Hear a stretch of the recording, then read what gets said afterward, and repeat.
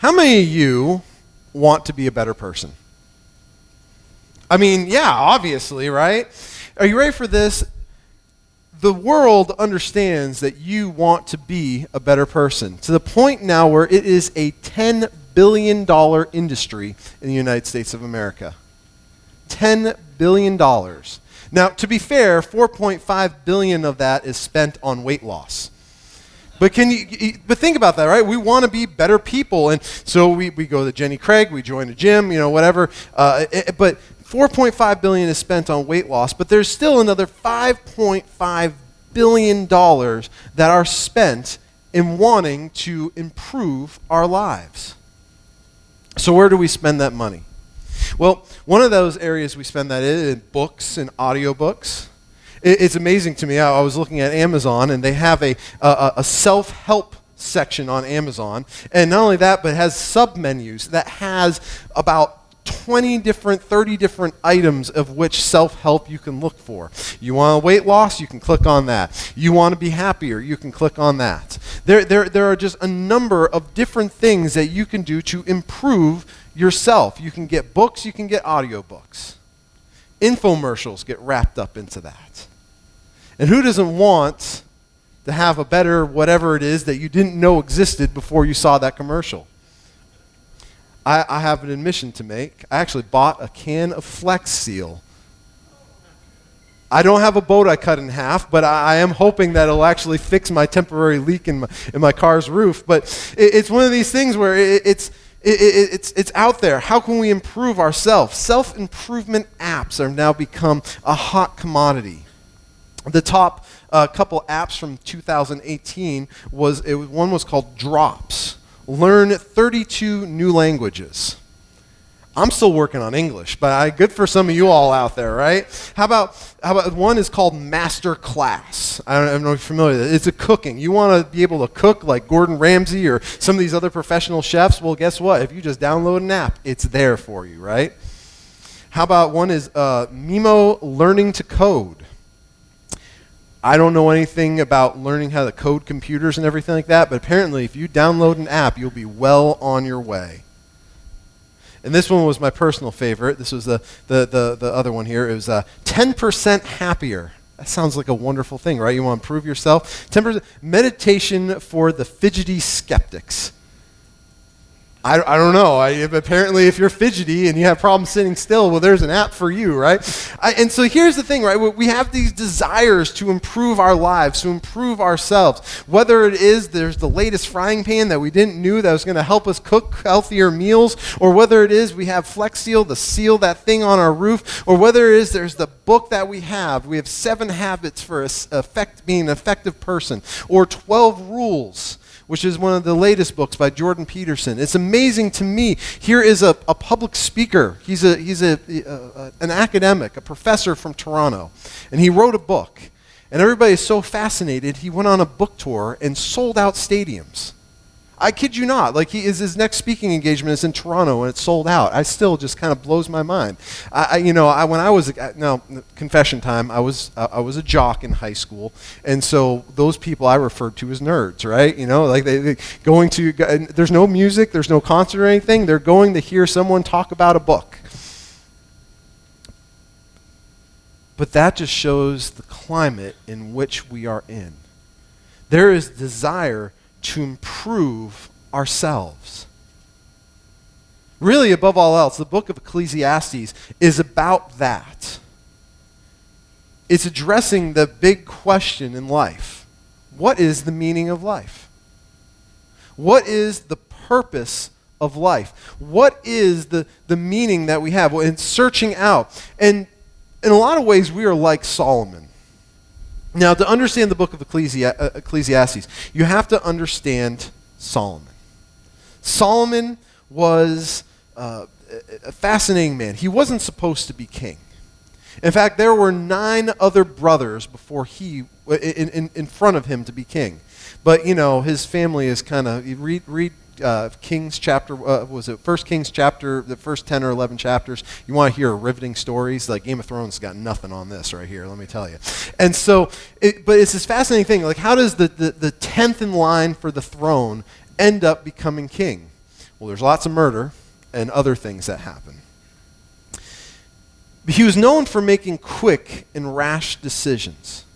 We know of him as this wise person because of that Sunday school lesson that we learned as we were kids about him having that dream, and he could have had money, fame, power, all these things he could ever want. And what he asked God for was to be wise. Who would ask for that? And as a result, he was given all those other things because he asked for wisdom to lead his nation.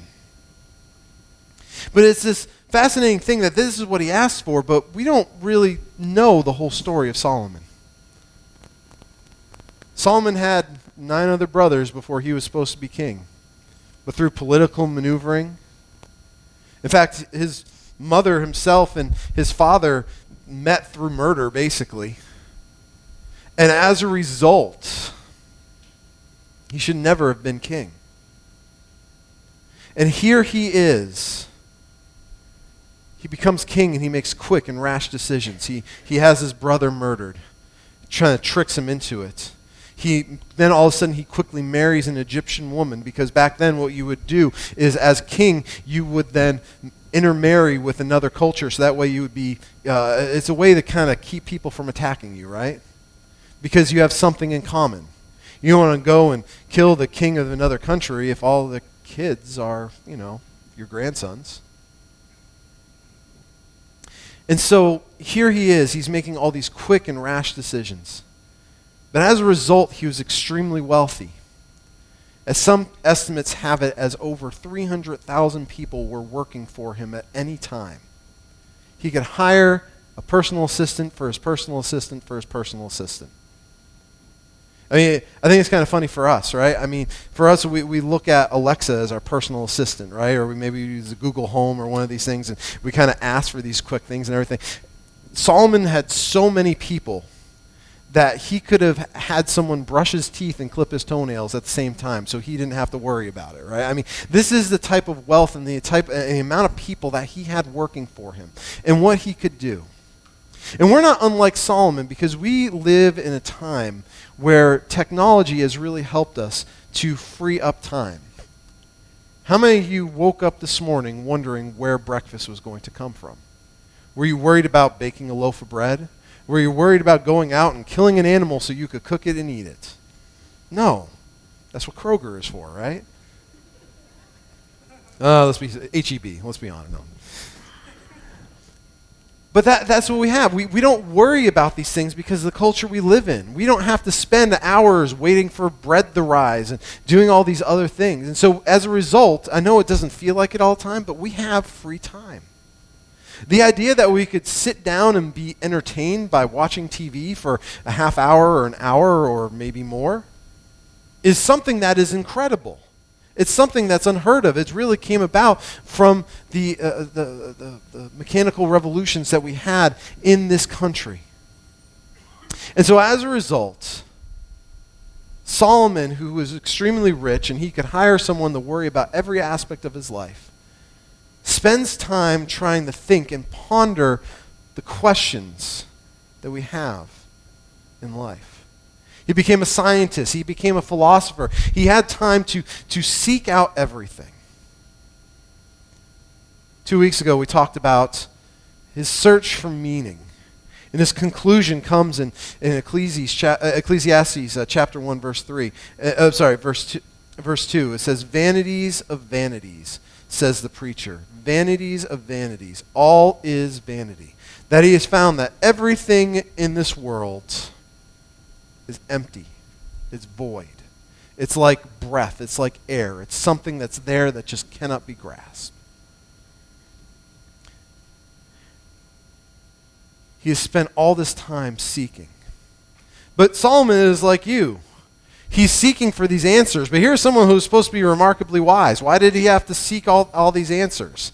Didn't he pray to God and ask for these things? He did. And even though he spends time wrestling with it, he spends time seeking out and searching. And so one of the things he does is he devotes himself to book learning. He devotes himself to reading things and understanding the world. And that's what we bring here, is that he's talking about the emptiness that education and chasing after the philosophies of this world bring. Now, don't get me wrong, education is a really important thing. But if we are going to seek our happiness by making sure we have a degree or we have a couple extra letters at the end of our name, it's not going to bring us joy. It's not going to bring us happiness. So follow along with me as I read. Chapter 1, verse 12. I, the preacher, have been king over Israel in Jerusalem, and I applied my heart to seek and to search out by wisdom all that is done under the sun and heaven. And it is an unhappy business that God has given to his children of man to be busy with.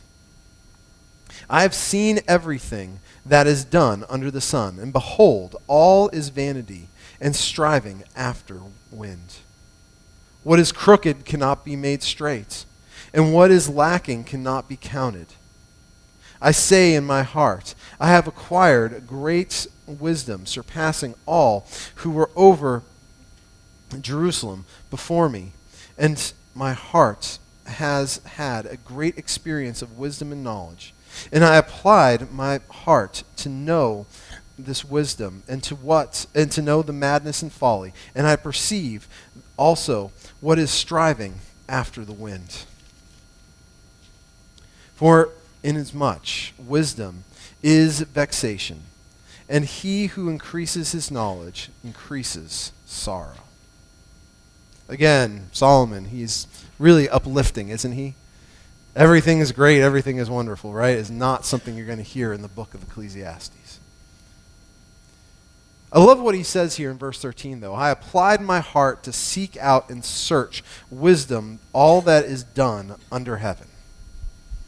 He's seeking for meaning. He's searching for the mysteries of this life. And so he's going after something. He's trying to attain. So he's going to set his heart. He's not setting his outward appearance. It's not what the scripture is saying here. He's setting his innermost being. He's trying to find the difficult answers. And so he sets out to study. He sets out to seek after and search for this. It's amazing the day and age we live in, right? We live in the day and age of the smartwatch. The smartwatch is this amazing device. It takes and records information about you that you never knew you wanted to know before. It's amazing. Some of these things are really helpful. If you suffer from hypertension, it can take your blood pressure on a regular basis. It can detect certain things about you, EKGs, and all these other amazing things that they can do just by collecting all this data. I worked for UPS for 2 days. I wasn't a very good employee. There's another story in there. But one of the things is that UPS, what can Brown do for you, or whatever single tagline that you remember from the commercials and everything, UPS has become this great innovator of technology. And most people don't realize it or don't think about it. Because what they did was, how can we get a package from one place on this earth to another place on this earth? And how can we do it as quickly as possible? And what they did was they set out and they began to study. And they found a way to apply technology before other companies were ever doing this. To the point where they studied the most successful and the fastest delivery men and delivery women on the routes. And what they found, it went down to the itty-bitty details of trying to streamline the process. One of the things I remember when I worked for UPS for those 2 days was one of the things they taught us was, when you get out of the truck, you take your keys and you put them on your left pinky. And you hold it there. And you can always tell someone who's worked for UPS because that's where they put their keys. It's really a fascinating thing. Next time the UPS guy comes up, you'll see if he's doing his job correctly, he has his keys on his left pinky. Why is that? Well, the reason for that is simple.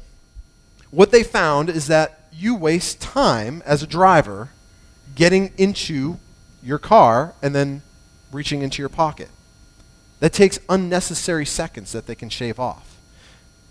Or maybe you might leave them around and you have to search around for it, and maybe take another minute or two. Maybe you drop them along the way. By locking it in and putting it in your left pinky, you always know where your keys are, and as a result, these are some of the details that they just investigated and looked at to streamline so that they could become the most successful package delivery system in the world.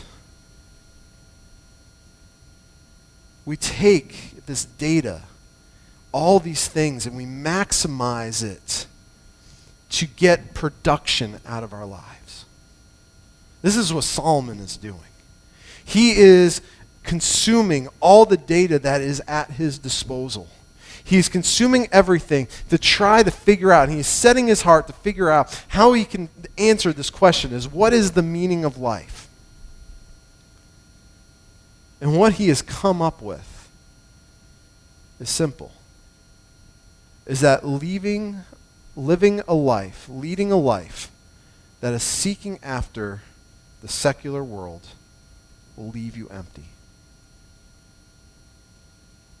Let me say that again. Striving after the secular world will leave you empty. See, here's the thing. We can strive after all the knowledge. And this is what he begins to talk about in verse 13 here. He continues on and he says, it is an unhappy business that God has given to his children to be busy with. What does that mean? I kind of struggle with that one a little bit. I had to read some commentaries to really kind of break this down. Is that the world leaves us unhappy. The world leaves us unhappy because we are left here on this world and we are to struggle with this world and try to understand how to become a better person. But if we are going to try to be a better person, we can't do that apart from God. We so quickly are wanting to dismiss that we are spiritual beings. Instead, we want to break it down to just finding every little aspect to maximize our lives. Baseball has been revolutionized or damaged, depending on how you want to look at it, by analytics. For those of you who don't know what I'm talking about, what that means is that they look into every little aspect of data to figure out who's going to be the best player. When you watch the Astros this season, watch as what they'll do is if they know that a player is going to hit the ball and they have a tendency to hit the ball to left field, they will leave right field completely empty and move everybody over, unprotected and unguarded, because they found a way to work the numbers to find out who is going to be the best pitcher, who's going to be the best catcher, the best hitter, and all these aspects of everything. And we can chase after that to get the things that we want. We can look at that data. We can analyze it all. We can seek it out. We can learn as much as we can. But ultimately, it's going to come up short. It's going to leave us unhappy. Even though we strive to find happiness, if I can just get a little bit more sleep, so I'm going to download one of those apps that are going to help me tell me how my sleep quality is going to be or what that's going to look like. If I can just I can learn another language and I could be able to speak or get another degree so I'll be better at my job. These are all things that we strive for, all things that we hope for that are going to increase our happiness, but ultimately are going to fall short. Because happiness does not come from the things of the world. We are told that they are, but ultimately will fail short and leave us unhappy. Second thing that the world will leave us is frustrated. This world will leave us frustrated. Verse 14. I've seen everything that is done under the sun, and behold, all of it is vanity and striving after the wind. Some of your translations, I love the translations probably, I think it's the NIV, it says chasing after the wind. Isn't that a great illustration? That we continue to run and chase after something that cannot be seen, that cannot be grasped, that cannot be held. This week I was sitting around a campfire, or it was really just a fire pit. And we were watching the smoke kind of lift up, and it was kind of a windy day, and we were watching the wind kind of blow the smoke, and I was sitting there going, how are you trying to grab that? How will you try to get that? It looks like it's there, And it looks like something that you could grab. It looks like something you can hold. And sometimes as the smoke would rise up, it'd have kind of beautiful images and everything. And if you reach out to grab it, you're just going to move it, and it'll distort, and it'll scatter. See, this world is going to leave us frustrated because the more we grasp at things, the more we hope to gain knowledge and to understand more, the more we're going to find that we're frustrated. The more we're going to understand, the more we're going to see that this world is just frustrating. It's something that leaves us empty. It's something that we want to grab and we just can't ever seem to get enough of. You ever see someone win the lottery and then be content? No, you don't. We have this myth and this idea that if we just win the lottery, then everything will be better. And ultimately, it's one of these things like 70% of lottery winners suffer from depression. It's crazy. It seems like something we could just chase after. We can just get enough. One of the fascinating things is that these lottery winners, you think they won their millions, so they should be all set, and they're continuing out buying more and more lottery tickets because it's never enough. This world is going to leave you frustrated as you continue to grasp, but it'll just seem to go through your hands. Third and final thing is this world will leave you lacking. Verse 15, what is crooked cannot be made straight, and what is lacking cannot be counted. How many of you have ever had this happen to you? You want a little bit of ice cream, but your freezer was a little cold. And you weren't thinking about getting that ice cream scoop. You just wanted to be able to get yourself just a little bowl. And so you put your spoon in there, and it's really hard, and you begin to kind of just really get in there and everything. Now, maybe this doesn't happen as much in Texas as it happened to me when I was a kid in Massachusetts, temperature-wise. But you get there, and you pull out the ice cream. Next thing you know, that spoon is bent just a little bit. And no matter how hard you try to bend it back into place, it never quite sits in the drawer right anymore, right? It's crooked. And it aggravates you. It's a pain because I know for me, I do some dishes in my house, and I like kind of stacking up the spoons all nice and neat in the drawer. And there's this one spoon that's bent. And no matter how many times I wrench it around, but it never will fall right into place. Isn't that so true with the world? We're always seeming to just try to bend it and mold it and put it into place, and it just never seems to be right. We try to count things,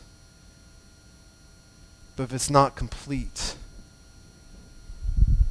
then what is it worth? What is lacking cannot be counted. One of these, got the tour of a church this week in Garrison, Texas. And one of the things they had, it was kind of odd to me a little bit, but it was kind of neat, was they took puzzles.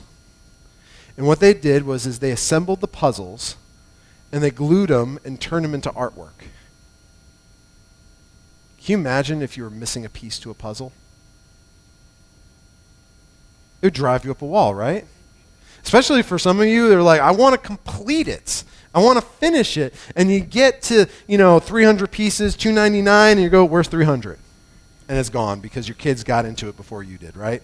And so you're sitting there and you're just pulling out your hair going, I've spent all this time, all this work only to come up short, to come up empty. You can read books about improving yourself. You can read books about becoming more effective, how you can make the best person today out of yourself. You come up with 7 effective habits, or you can come up with 12 rules. You could do whatever self-help guru is out there that seems. You can make 4 agreements and all these different things. But ultimately, it's going to come up short. And it's really simple. And it's really simple, is that we are spiritual beings. And so as much as we invest into this world, it's always going to be temporary. Romans chapter 1 has something to say about this. It says, Romans 1:21. For although they knew God, they did not honor him as God and give thanks to him. But they became futile in their thinking, and their foolish hearts were darkened. Claiming to be wise, they became fools. I love those verses. How many of you have met someone who thinks they're the smartest and most wise person, but they really don't know anything? You've met those people. I know you have. Usually they have a dog named Muffy or something like that. I don't know. But that's the thing. You've met these people, right? They think they know everything. They've read all the latest books. They know everything. They love to talk about things, but ultimately they can't seem to put their own life together. They've experienced everything. And in their wise, in their desire to be wise, they've become darkened, they've become foolish, they become fools. Because they skipped out on the most important part of this life, is that we have been designed to need Jesus Christ. We'll close with this. Colossians chapter 2. Verse 3. Paul is talking about Christ, and he says, Christ, in whom are hidden all treasures of wisdom and knowledge. In Christ, in whom are hidden all the treasures of wisdom and knowledge. If we want to be wise, we need to stop reading secular books. I'm not saying they're not helpful.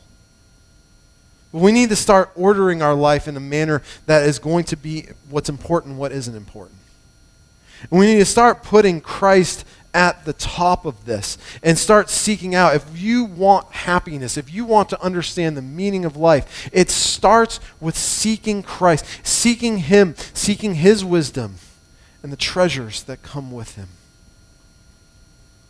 We can seek after the world's wisdom, but ultimately it's going to become foolish. Ultimately, we're going to become fools, and we're going to become darkened because we're going to spend so much time thinking about all these things that we understand: science, math, chemistry, philosophy, humanities. But all of them are going to come up short. It's great to see the latest movie and be able to talk about it with your friends. But is that going to bring happiness, true contentment? It'll just last for a moment, but true contentment is going to last for a lifetime, walking in Jesus Christ. Paul goes on in Colossians, and let me finish with this.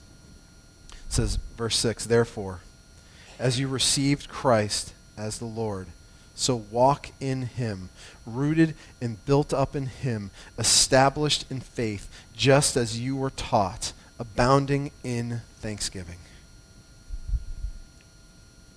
We root ourselves in Christ.